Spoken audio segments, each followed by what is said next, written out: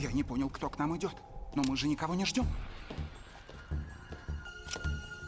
Так, девочки, что за бардак вы устроили? Деньги получают в кассе, все по домам, а я здесь буду наводить порядок. Быстро. Что за дела? Командую здесь я. Стоять! Или я этому парню прострелю бошку. Нет, нет, ты не будешь стрелять. Здесь это только мне позволено. Вот. Это все, что осталось от вашей подружки. Лучше сдавайтесь, не то вас ждет такая же эпиляция. Ирен, мне плохо. Я его очень боюсь. Да что он может сделать? У нас есть бомба и пушка. Он пудрит нам мозги от винта. А, так значит, у тебя там пушка. А я думал, что это у тебя обычный фен.